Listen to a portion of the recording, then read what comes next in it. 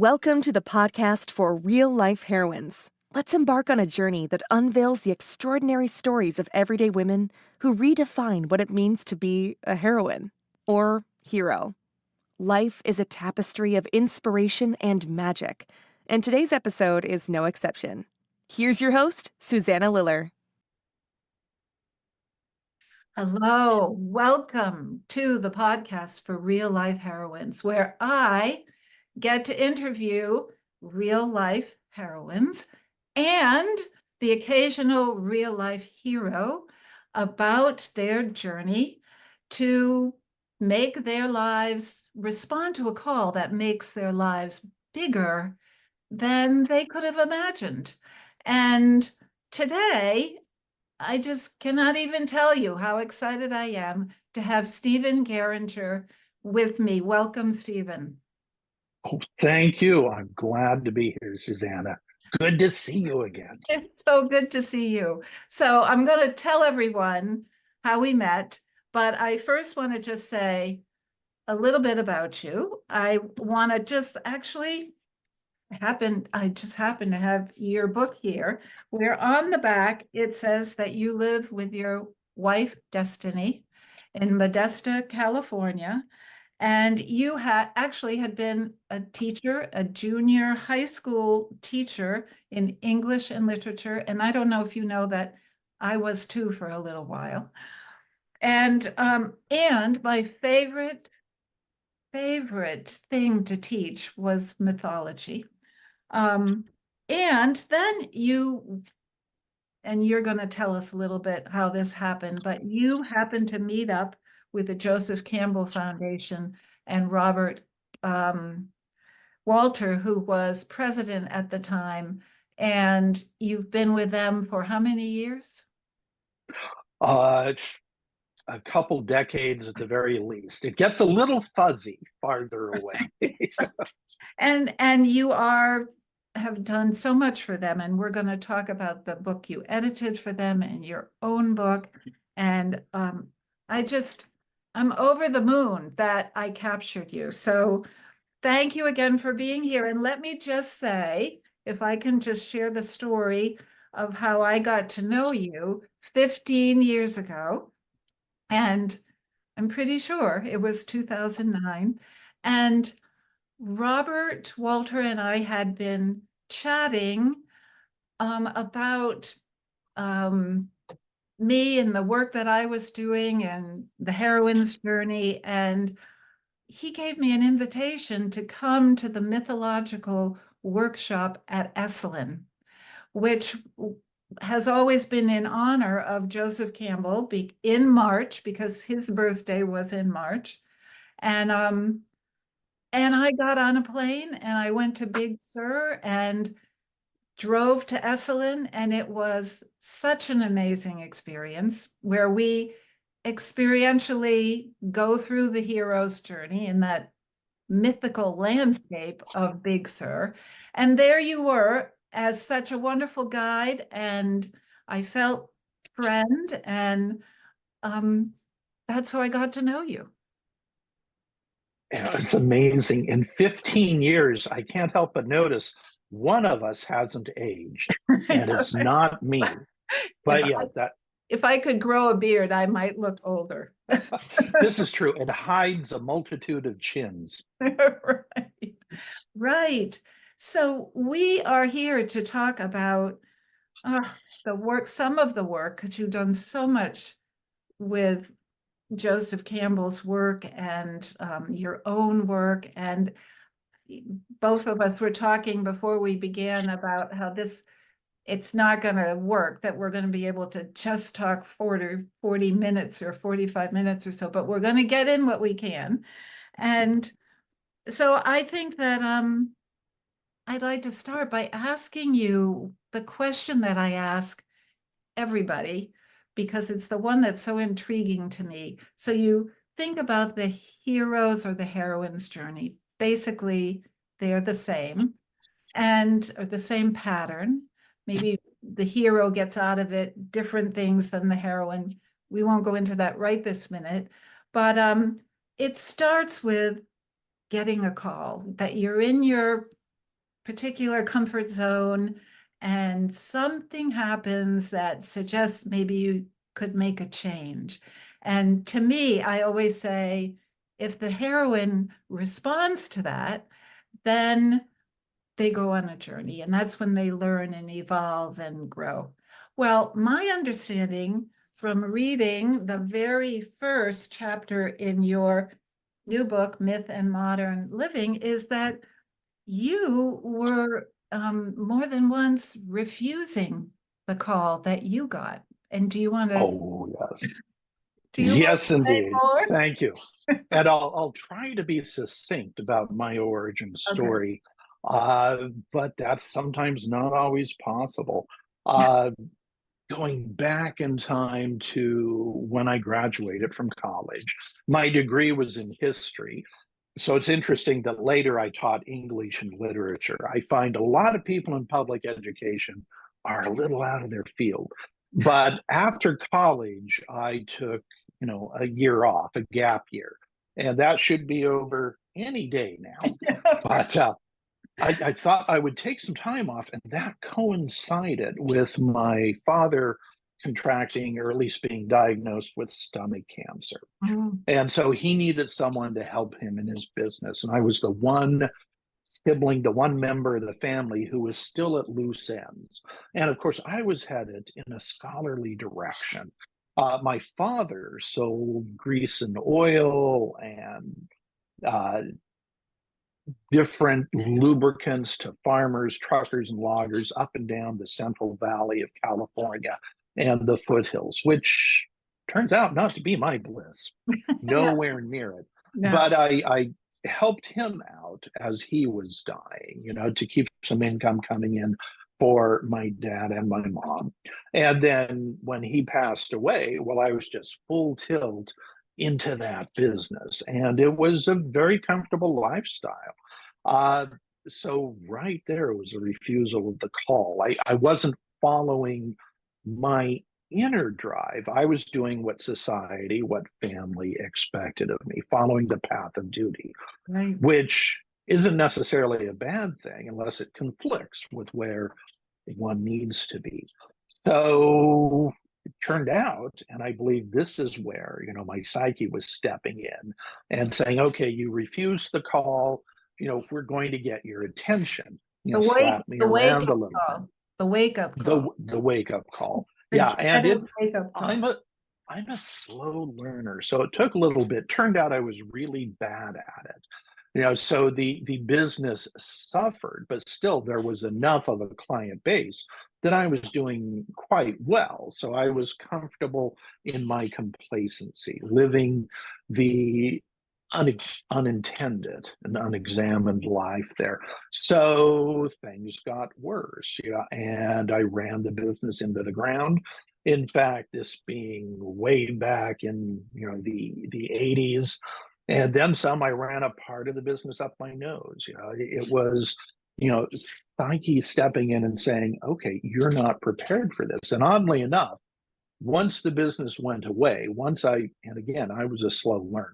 I ended up, without a job, losing my home, losing my car, and then, all the bad things like flirtation with cocaine stopped because I couldn't afford it, and so on. But I still didn't understand or step forward to understand myself You and determine what my bliss was. I was deep in the wasteland, in the very wasteland. deep. And would you say also, would you call that also the belly of the whale? Yeah, I definitely would. I think we get a little closer to the belly of the whale with what comes next, though, because again, I wasn't getting this. And so at this point, with income pretty much dried up, except for a few residuals coming in, and my insurance lapsed and so on. Then I developed Graves' disease, Yeah. which is at the time, if it wasn't treated, it was definitely a terminal condition that kicks in. And just a short explanation of that, your metabolism increases. I could be lying in bed in the middle of the night, doing nothing, and my heart rate might jump up to 200 beats a minute, for a period of time. A few minutes out in winter sunshine, and I would have the symptoms of sunstroke. I was a big boy, kind of like I am now, and I lost 100 pounds in a matter of weeks, Wow. which it also affects your mentition.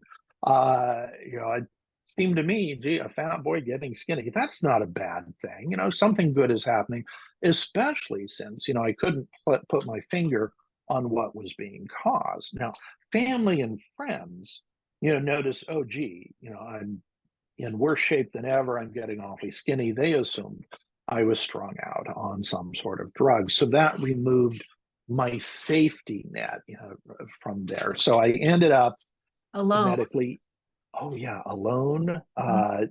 and on the what would be called the public system, medically indigent adult, if you will. So I went to see doctors, find out what was wrong with me, and they determined it was Graves' disease. And at the time, there were two primary ways to deal with it. Since then, there are other means, other medications. Both George H.W. Bush and his wife Barbara had it. They had the best medical care. But the options that were presented to me was either surgery, they yank your thyroid out because it's a hyperthyroid condition. And then you're on 18 different hormones and medications every day for the rest of your life. Or they give you sodium iodine, they radiate and try to kill off 95% or more of your thyroid so that the little bit that's left is still hyperactive, but it's regulating your body closer to normal. But even then, you're dealing with 7 to 10 different hormones and medications. And the doctors were very good in terms of setting me up with people who'd undergone both procedures, and none of them had anything close to a normal life or an independent life. And I was very leery of that. Also, not thinking all that correctly, but I didn't want to go either route. The problem with Graves' disease is that all these different metabolic systems in your body, as I say, they go into hyper mode at different times.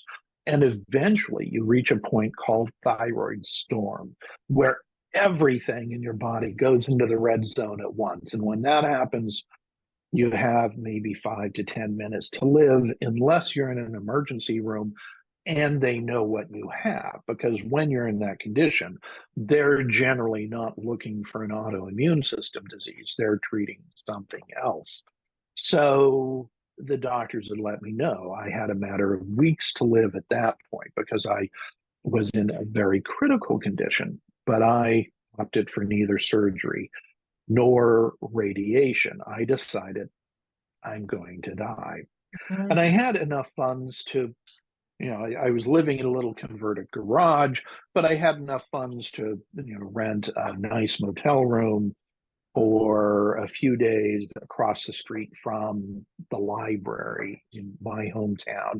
And I thought that would be a good place to just sit still and meditate on the fact that I'm going to die. And how Another old problem with, were you, Stephen? How old were you? oh, I was around 30 at that point. Wow. Because my dad died when I was 28. I took a few years going through college, and my gap year was a little bit longer than a single year there. So this would have been the mid to the late 80s, as this whole process played out. And the problem with sitting still and meditating is you can't do it. I could have this is cranberry mango juice, by the way. I could have half a glass of water and my hands would be shaking so much that the water would just spill out of it. You always have these tremblers going on, and I could not sit still. I realized I needed some sort of meditation aid to get through this. And I had been to enough Grateful Dead concerts in my time to think psychedelics would help me at least deal with this. After all, I was going to die. How worse could it be? But where would I get that? In Modesto, California, which is, the red state part of California, rural Central Valley. So I went out on the little balcony area of the motel, looked across the street at the library, and there was a fellow who was juggling, the three sticks that, I forget exactly what they call it, but he's juggling these three Right. sticks. He has a jester's hat on and a hippie skirt, kind of gypsy skirt that he's wearing. I think that guy looks like a deadhead. So I go across the street to talk to him, and he talks to me for quite a while because I make it clear. He comes back over to my motel room with me. I make it clear that I'm looking for some sort of psychedelic, and he's a little bit leery, but after conversation, he goes away. His name, by the way, was Coyote. Of course. Coyote Fred, Yeah. when he wears the skirt. When he doesn't wear the skirt, his name was Coyote Frank. And he was a member of something called the Rainbow Family, which is this countercultural gathering that builds a city in the woods every summer, which is a whole other episode. Okay. So anyhow, I'm there at the point of death. He goes away. He comes back with a sheet of blotter LSD, 100 hits of LSD. And I think, well, this is a good thing. I had plenty of money to cover it. It was relatively inexpensive. And I thought, I'm going to die. So I should probably take 2 or 3 doses. And then, I have friends who would like the rest. That will work out. So I went ahead and pulled off a couple of tabs and ate them. He was into hardcore camping as a member of the Rainbow Family. He was camping, he and his family, out by the river in town in no man's land. And when you're doing hardcore camping, you take showers when you can get them. So I asked if he could use my shower in the motel.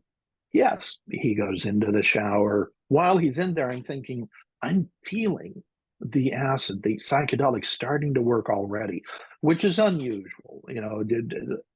Today, entheogens have a much more positive reputation than they did in those days. So, members of your audience who might be familiar with the experience are probably aware that sometimes it takes 45 minutes or an hour to experience anything. But my metabolism was so intense, so accelerated, that I could feel that coming on right away. And I thought, maybe I should take a few more hits because I'm going to die. So I reached down to pick up the sheet, tear off a few, but my hand had another idea. I stuffed the entire amount in my mouth and ate it. Enough to turn on, 200 to 250 people, if they were wanting to take individual 8 to 12 hour psychedelic experiences. Kids, don't try this at home. No. It's not necessarily, something you want to do. In my case, it was this death and rebirth experience I was having. I wasn't really aware of it, but I should have been. Coyote, Jester, Magic Elixir. It was not only right out of Campbell, the hero with 1,000 faces. It was being scripted by Tom Robbins, one of my favorite authors. So sometimes even talking about this sounds, a little bit outside the experience of other people's experience of the hero's or heroine's journey, if you will.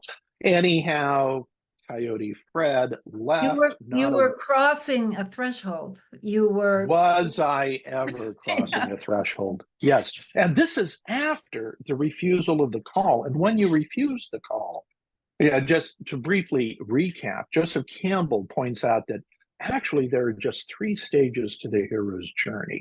There's departure. You leave the ordinary world. There's initiation, which usually involves a death and rebirth experience. And then there's a return to the ordinary world with a boon that you bring with you. But there are many different elements that correspond to each stage. There's the call you receive. And some people get a call and they follow it instantly. You can read this in Arthurian legends. Arthur is out in the woods hunting a stag. He follows it deeper into the woods, away from his men, ends up in this ancient grove, and his adventure begins before he even knows he's on it. Other people, Jonah, go preach to the people of Right. Nineveh, Right. get them to repent. Jonah goes the other way. He refuses the call. We see this in Star Wars, Luke Skywalker, I can't leave, my aunt and uncle, they need me, but events kick in. And when you refuse the call, a lot of things build up. It's a lot more gentle to pay attention to the call, but most of us aren't paying attention. Well, I Right. had no choice but to pay attention now.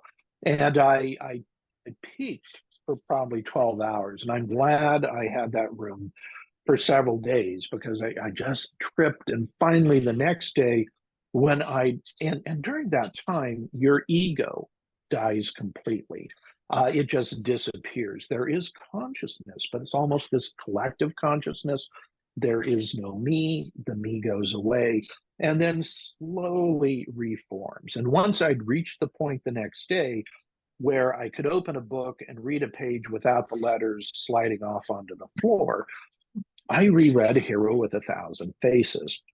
And when I say reread, it wasn't quite, reading a whole book while tripping isn't all that easy to do, but it just would evoke all sorts of images. And I realized I'd read this before, some years before, thinking of it as an anthropological text, a historical text that would help me process a very difficult childhood growing up in a pseudo-Christian fundamentalist cult, the type of cult that Christian cults call a cult. So, it did help me process that, but it didn't occur to me it applied to my life. But now, with having undergone this, being aware I'm going to die, and then experiencing a death of a sort and accepting it and realizing this it's all right. Death is not necessarily a bad thing. It's it's a departure in itself. Then I started recognizing the stages of the journey in my own life. I realized I'd been deep in the wasteland. So over the course of the next couple of days, I resolved, to consciously participate in the hero's journey. And the tool that Joseph Campbell has for this is for a person to follow their bliss. So my intention was to follow my bliss. Now, following your bliss, it sounds like magic words. A lot of Right. people think that's something hedonistic. You do what feels good. Well, no, that's what got me into the problem in the first place. It's more a journey of self-discovery and paying attention to the clues that your psyche, that your soul drops. Uh, Following, in fact, Joseph Campbell, when he first started discussing this back in his journals when he was like 23, 24, 25 years old, he referred to it as following your enthusiasms. Yeah. And that was his approach to life. And then follow your passion, follow your rapture. And as he ended up deeper into myth, he came up with the terminology follow your bliss. But following your bliss is hard work. Right. But can I just say, you and I Oh, are talking here today because I followed mine. And mine was I fell in love with Joseph Campbell's work and the hero's journey. And I had to just follow it. And what he says, and I'm not going to quote it exactly, but if you follow your bliss, you find yourself on a road where you meet people with the same kind of bliss, and they will open doors for you that you didn't even know were there. And look at, I mean, you and Robert, certainly, and all those people that, well, I've met them, I've met many. mhm. Yeah, it's wonderful. And it took, pardon me, pardon me, it took a number of years. Well, frankly, it took just a few months for me to realize that all of my symptoms had cleared up. And Oh, over the next few years, I ended up hitchhiking some 17,000 miles around the United States, going from especially a lot of college communities, reading my way through university libraries, visiting ashrams, growth centers, everything that I could to learn more about myself. Read all of James Hillman's works, all of Joseph Campbell's works, usually, again, in a college or university library, because when you hitchhike into a town and you look relatively youthful, little scraggly, you have a backpack, college campuses are good places to go. You kind of blend in. So I would go into the library and set up camp, you might say, there for, a day or two as I got my bearings in town.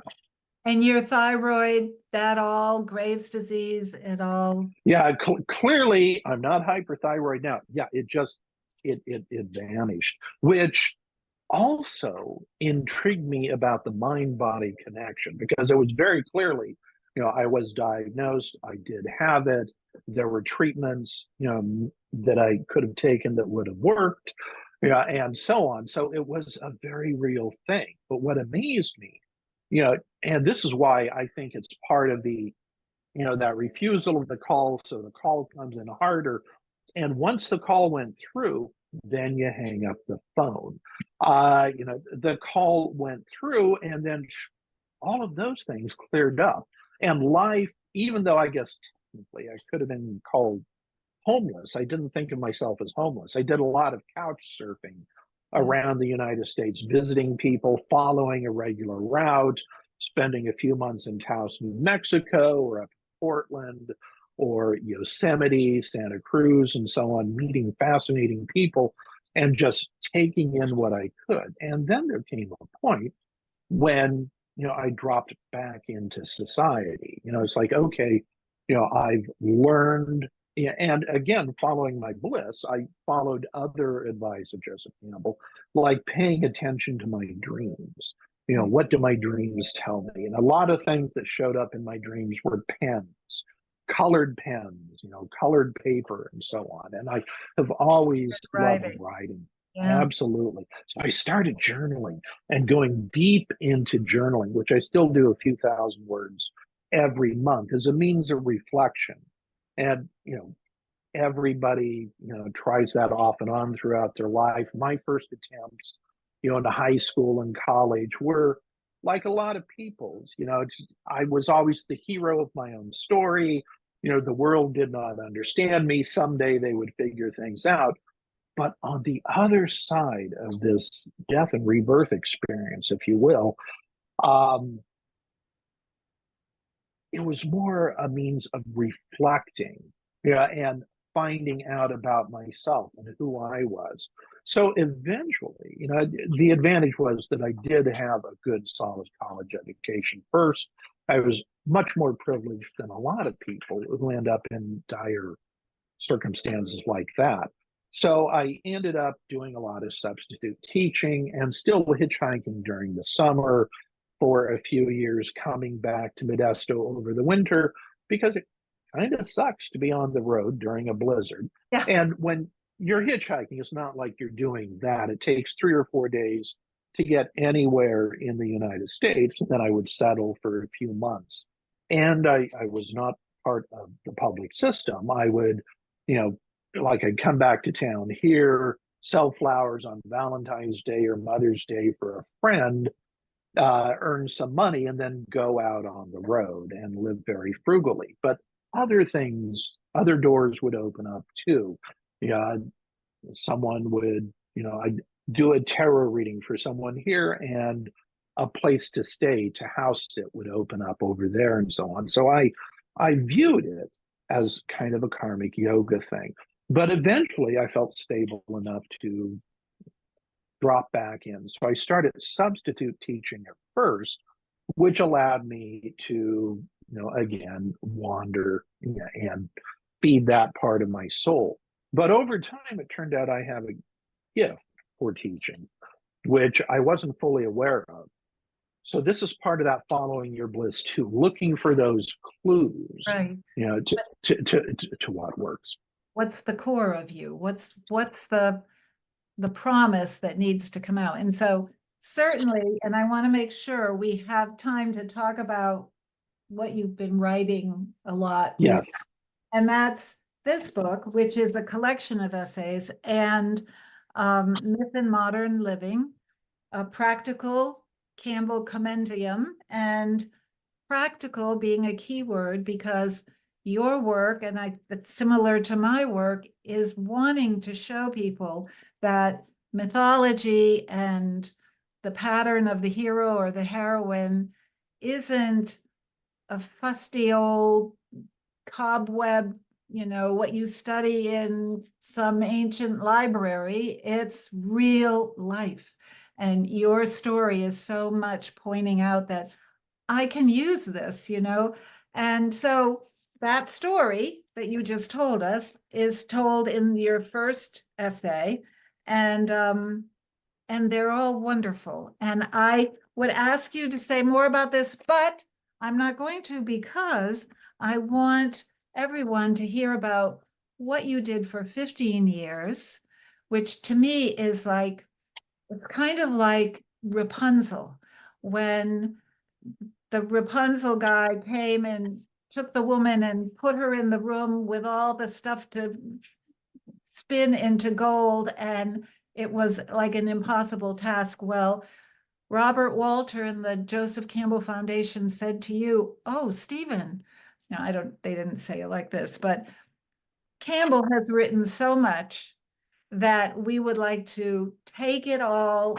and put it into one offering, one book, which is called, and you did this, you edited his work, and it's called Myth and Meaning. And it's a question and answer format, and it's wonderful. And to me, it's kind of like The Power of Myth, where Bill Moyers interviewed Campbell. So it has that same kind of give and take. Took you 15 years. So that must have been fulfilling as well as challenging. It definitely did. And it was challenging. Now, of course, at the time they offered this to me, I was not in my dissolve phase. I'd been teaching for a few years and I loved junior high because that's one of those stages of life initiation as children say goodbye to childhood and move into adulthood. And like you and I were talking before about how we've both taught, mythology is a big part of that. I taught literature. And so, but I also taught writing. Pardon me. And so, yeah, I also was involved even before the Joseph Campbell Foundation found me with Joseph Campbell Mythology Group on Yahoo. So I was moderating all of these intense discussions, which is how Bob Walter found me at the foundation. They were like, gee, are we going to have to sue these people who are using Joseph Campbell's name? And then Bob noticed all of my lengthy posts and started collecting them in a folder, and then lured me to the foundation with the offer of, we will pay you money to write essays on subjects that you like, which again is where the Practical Campbell Compendium came from. And I also was involved with moderating the discussion boards at Joseph Campbell Foundation. Years later, we had a Mythic Salon group on Facebook. So I've done this a lot and was in touch with questions that people wanted to ask Joseph Campbell that he didn't quite cover in his work. Most of his work is very erudite. It's scholarly. The Hero with a Thousand Faces, Mask of God are among my favorites. I would say Creative Mythology is my favorite Joseph Campbell's work, but they don't speak to a lot of people today because they're replete with footnotes. And now it's wonderful. You can reread a paragraph years later and get more out of it, but it can be difficult. Right. And that's why Joe wasn't famous till after he died and those interviews with Bill Moyers aired on PBS. And I noticed that made him very accessible. I always tell people that The Hero with a Thousand Faces has everything, but it's very dense and very much so. It's like reading Carl Jung, who again is a favorite of mine, but you can get lost in there. And you read a paragraph and then you have to sit and process it. Whereas what I call spoken Campbell, which, there are other interview books, The Hero's Journey, which isn't really about the hero's journey. It's kind of about Joe's life. That's a lot of panel discussions with Campbell. A lot of the posthumous works the Joseph Campbell Foundation has published are transcriptions. Excellent book, The Power of Myth, which differs, by the way, from the Power of Myth series. It's the same material, but it has extra stuff in it and it's broken up differently, which gave me the confidence to move forward with this project, because Bob approached me and he said, he pointed out that there are a number of obscure interviews of Joseph Campbell, a half-hour radio show from somewhere in the late 1960s, that they've got transcripts of, or a recording of, or, an interview that appeared once in, a small periodical, and so on. So he thought it would be possible to approach that, break that up, and present that along with a number of question and answer sessions that Joe would hold after lectures, break those up and weave them together in a way that they would fill the gaps for a lot of people about things they wanted to ask Joe, but obviously never had the opportunity. But someone somewhere had asked him these things. And it was difficult at first. Ultimately, it was 34. The number kept changing in terms of what I would use and wouldn't use, but 34 interviews, audio and print, and then 10 lengthy Q&A sessions. And the interviews, like one of my favorites, was a couple hours recorded in Joseph Campbell and Jean Erdman's living room at Waverly Place in New York, that only about 20 minutes worth was used for a small magazine article. But there's this wealth of material that never appeared. And in addition to it, once the interview ended, it was 5 p.m. And so Joe asked the person who was speaking with him, well, would you like a cocktail? So they had a little drink, and continued talking. And the interviewer had left the tape recorder running. And that in itself is just delightful conversation. There's a point in the book where Campbell points out, I'm not a Jungian, I'm a Schopenhauerian. And there's a lot more context to that. But that comes from conversation afterwards. So, I'm sorry, go ahead. Well, I just, after taking all this in, you must have felt like you really knew him, like that you had really gotten inside of him and inside of his head and understood how this man saw the world and how he thought. Possibly as much as anybody can. Can we ever really know another person? Like Campbell himself points out, in a sense, where we inhabit two worlds. We share the world of trees and cars and sun and moon and other people and so on. We all live there, but we're in here by ourselves. And what goes in here, I can't really translate that and hand that out to another person, without them living through and going through my whole life. Art is one of the ways we do that, though. We use symbols, and music, poetry, absolutely. Images that translate out to another center, another person who receives it and may not know the exact details, whether it's, a work by Picasso or a poem by Rilke or a song by Willie Nelson. It's not going to mean the exact same thing to the same person who hears it, reads it, as the person who put it out there, but the feeling tone is very much the same. And so, I feel I do have insight into his world. And one of the things I picked up is if you are used to thinking mythologically, the world comes to you as myth. And now myth is metaphor, it's not literal. Pardon me, I have a tendency to talk a lot, you might have noticed. Yeah. And so I have suddenly I'll, I have one more thing I want to make sure we have time yes, to talk about. So, but you sure. continue. Okay. Yes. Myth comes to you. You see the world through a mythological lens, metaphorically. And that, I mean, who doesn't get up in the morning and spend their day slaying dragons, which is a much better way to look at drudgery than as drudgery.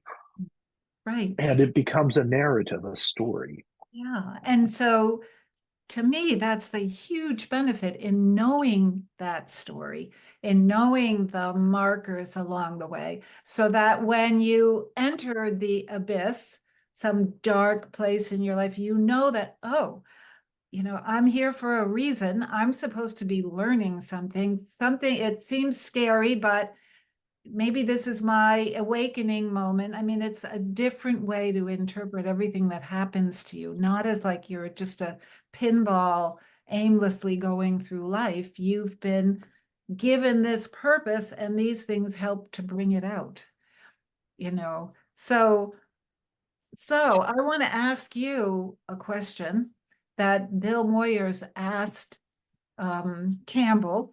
And of course, it's in the power of myth, and you will have known it.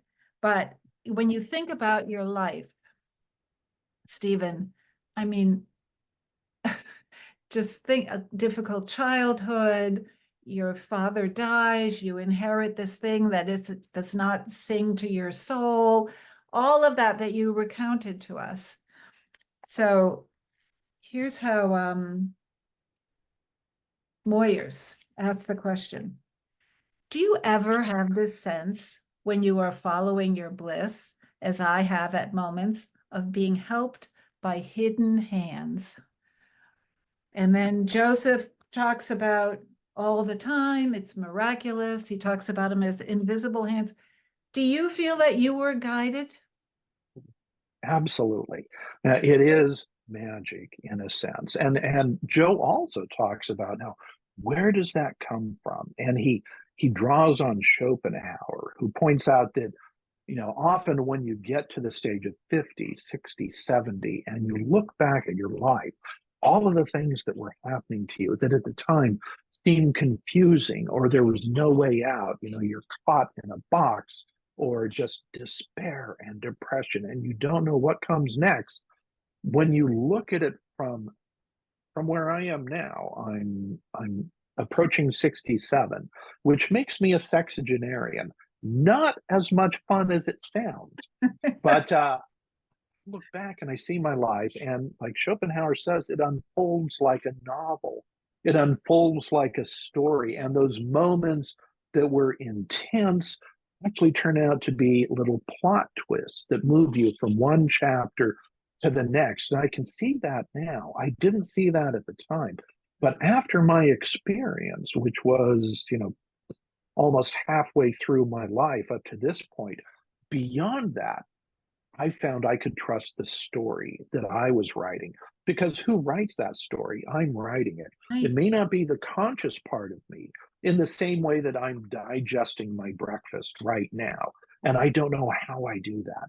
It's unconscious. There's no way I could keep track of all the chemical formulas and the interactions in my body that does that, but I'm doing it. And there's a part of ourselves, that unconscious part that it's good to bring to consciousness as much as we can and partner with it.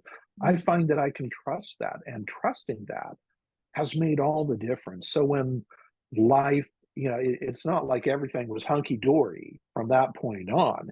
And there are still going to be challenges, especially in the next decade or two or however long, as the dismount comes from this life. But there are all sorts of other challenges in life with relationships and health and so on, finances that we all go through. But no matter how difficult it is, I recognize that I'm going to get through this. Another thing that I sometimes do, that I've done in the years since, is that I look back at the me that I was then during difficult moments in my teens, in my 20s, Now I can look at difficult moments in my 40s, my 50s, and so on. And over the years, I would mentally, it's just, you might call it a psychological device, but I would reach out to who I was then and give myself a hug and tell myself it's going to be okay. You will get through this. And what fascinates me is that I can look back at those moments and remember there were times when I felt this sense of a presence, Mm. of reassuring me, and now who knows if there's anything to it, but it works for me. And I really like that. Yeah. And they come a little bit fewer now because I don't think the 150-year-old Steve is reaching out to me at this point. But Well, also there's more assurance. it remains to be seen. So I regret that I have to now ask you the ending questions, because this time has gone by so quickly, and there's more that we have to talk about, and I think we should schedule at some point a follow-up for sure. Very But cool. I wanted to ask you what's next? What's your next project? You've written this amazing book. You are still writing on the Joseph Campbell Foundation website. You've just did this amazing compilation of all of Joseph Campbell's work and interviews. You must have something on the docket. A few different things. Also, I'm still currently community coordinator for the Joseph Campbell Foundation, which involves more of the nuts and bolts of it. My task is always centered around community, but I'm working on two things right now creatively.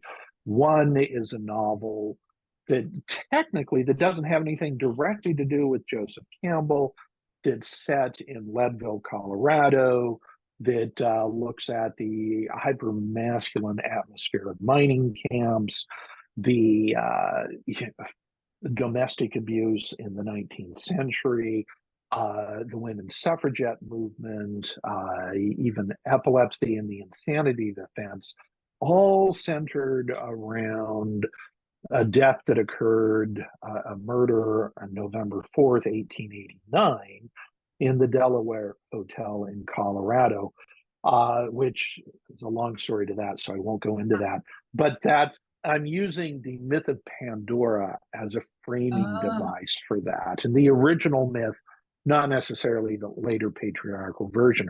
So that's one aspect, but the foundation has also asked me to explore one more passage, Joseph Campbell's work, related to an episode in his journals. And I don't want to go too deep into that because we're not sure if there's enough material for a book there, but we're pretty much at the end of Joe's corpus. He left a lot of material after he passed. There were a lot of books he wanted to publish, and most of them have been published now. Originally, the interview book that, the faux interview book, the myth and meaning, and it's interesting how it always appears reversed in my screen, but at least we see what it looks like. right. That was envisioned as the last work by Joseph Campbell, but we think there might be one more. So I'm exploring that at the moment, doing a lot of research on that, which has involved even tracking down places where Joseph Campbell used to live.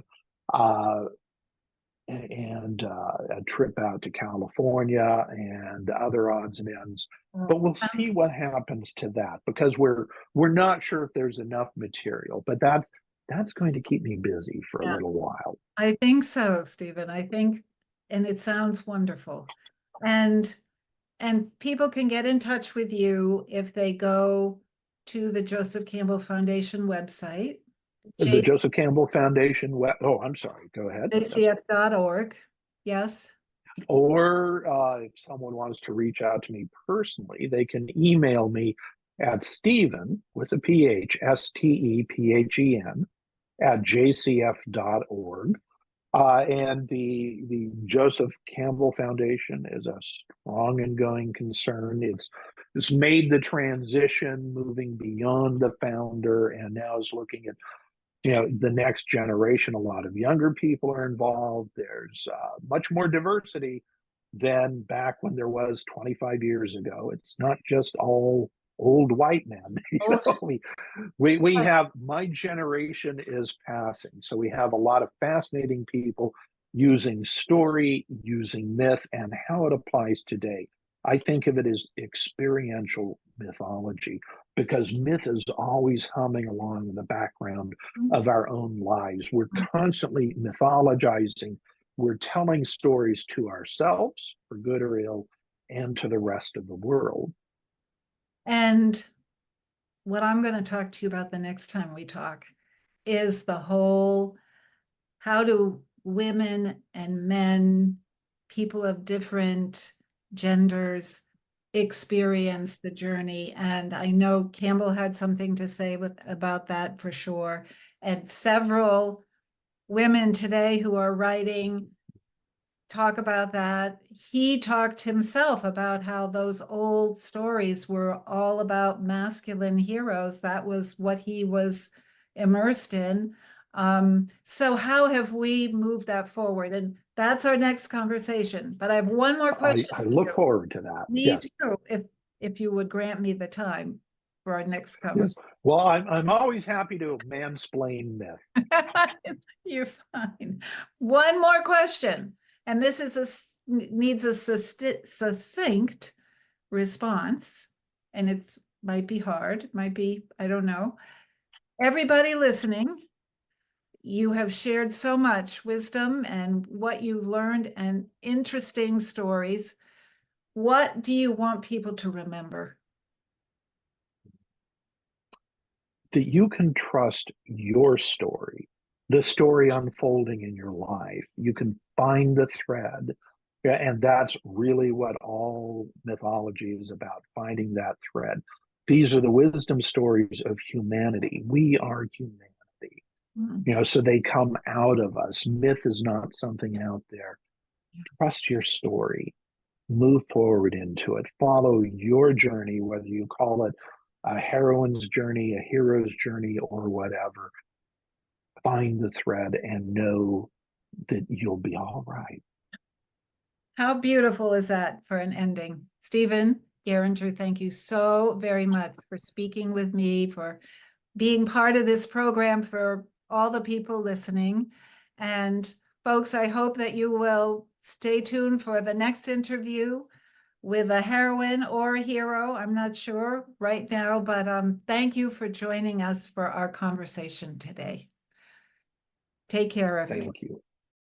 Thank you for joining us for this episode of the podcast for real life heroines. Your time and presence mean the world to us. If you're hungry for more inspiration and ready to craft your own heroine story, connect with Susanna outside of the show. Visit SusannaLillard.com to discover her courses and programs designed to empower you on your journey. Until next time, may your days be filled with the courage and strength of a true heroine. Stay inspired.